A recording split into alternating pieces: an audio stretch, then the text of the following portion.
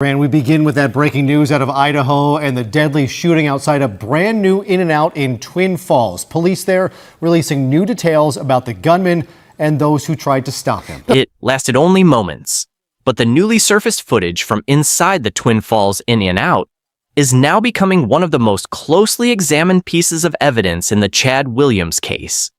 Investigators have already identified the 24-year-old as the gunman responsible for the shooting that left 3 people dead and 7 others injured.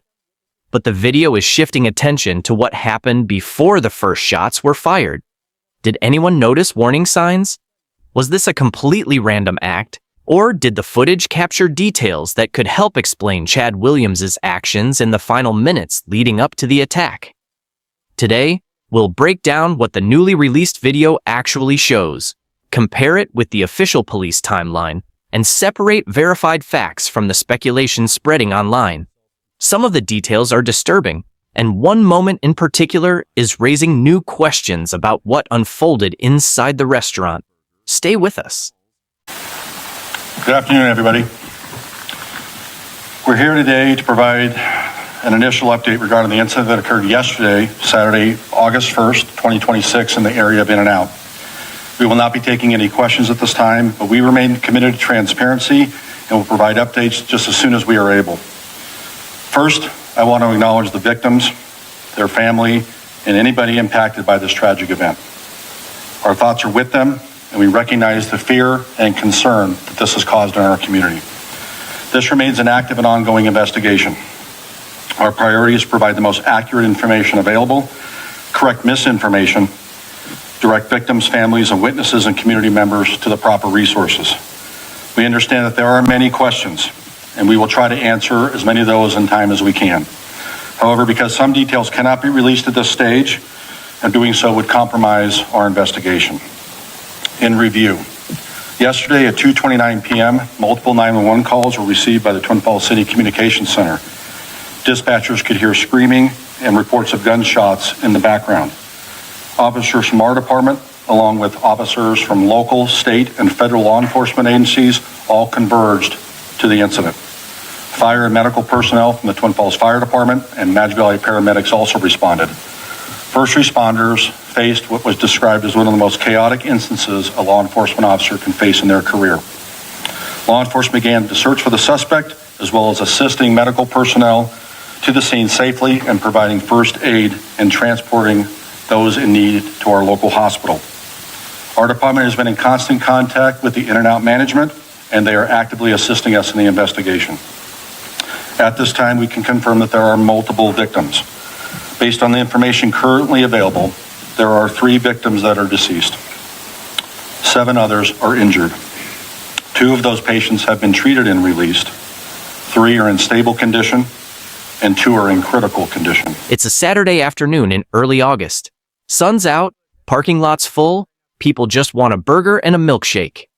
This In-N-Out had been open exactly 1 week, the 4th location in Idaho, and for a town of 56,000 people, that's a genuinely big deal. Lines out the door for days, the kind of harmless local story that runs once on the evening news and gets forgotten. Then, 2:29 in the afternoon, everything changes. 911 dispatchers start getting calls, not calm ones, screaming, gunshots audible over the phone. Police arrive to what their own chief later called one of the most chaotic scenes an officer can face in an entire career. A gunman walks into the parking lot carrying what looked like an AR-style rifle and opens fire. Cars in the drive-through line take hits.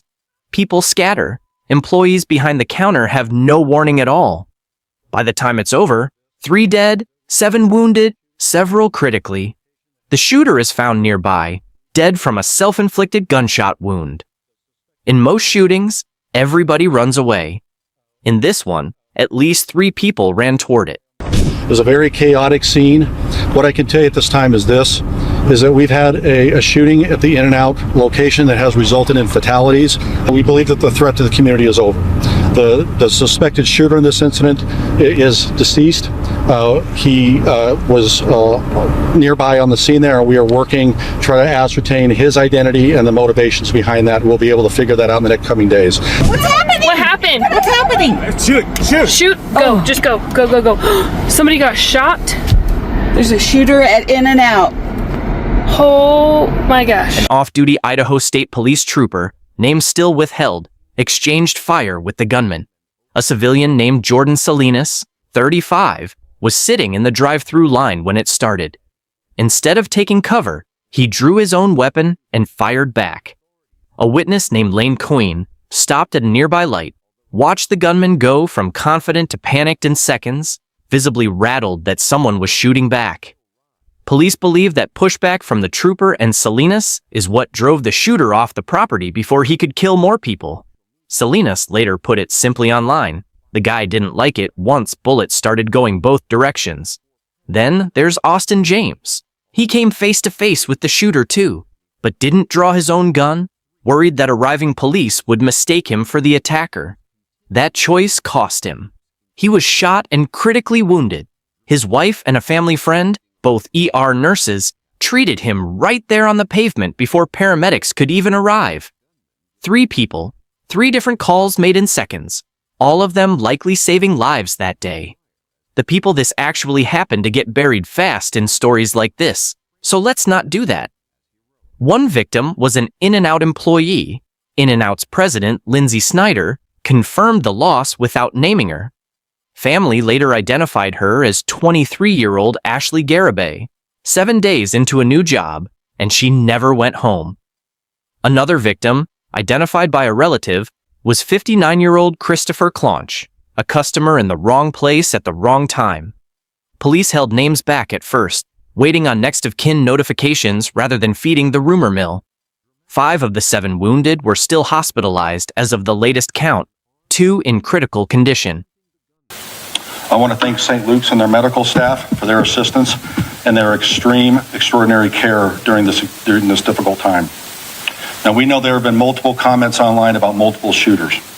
We can confirm that there was an off-duty state trooper and a citizen who actively engaged the suspect by returning gunfire towards him. We want to take a moment and commend the actions of the off-duty officer and the citizen and their heroic action to stop this incident. We believe their actions helped drive the suspect away from the scene, preventing further casualties. We can confirm that in the minutes after law enforcement arriving and beginning their search for the suspect, we had a second officer-involved shooting. No one was injured in that incident, and the Twin Falls police officer involved in that shooting, his actions are now being reviewed by the Jerome Police Department. More information about that incident will be forthcoming in the days to follow. At this time, we can confirm that the suspect, 24-year-old Chad Williams, is deceased from a self-inflicted gunshot wound. Investigators are continuing to review the incident timeline, process evidence, and conduct interviews. Detectives are working upon following leads and working with assisting agencies. At this time, we are still working to determine the full set of circumstances in this incident, including the suspect's actions and possible motivations. The Williams family has been notified, and they are fully cooperating with law enforcement. Their hearts are also broken during this time. Now, who was Chad Williams? He's a 24-year-old man, identified by police the day after the shooting and died from a self-inflicted gunshot wound after the exchange with the trooper and Salinas. Investigators say, using the word confident, that he acted alone. Beyond that, there's almost nothing on the record. The College of Southern Idaho confirmed he'd been a student there from 2022 to 2023, but left without a credential. That's it. No manifesto, no note, no documented history of threats that's been made public. Police say his family is cooperating fully, and Chief Hicks said something worth sitting with, that their hearts are broken too. Whatever explains this, it isn't something his family did. For those directly impacted, victim services and support services are being actively coordinated. Crisis counselors will be on hand today until 8 p.m. at Rock Creek Elementary School, and we're making arrangements to continue that service throughout the week. We are in the process of working with the FBI to set up a Seeking Victims website, and we will provide that information as soon as possible. We are asking the public to avoid spreading unverified information.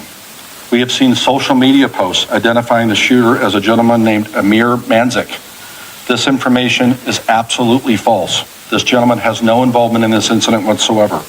We've also seen reports identifying him as a member of a fire department. This is also completely false. Based on the best information we have at this time, we are confident that Mr. Williams acted alone. If you have information related to this incident, please contact our dispatch center at 208-735-4357.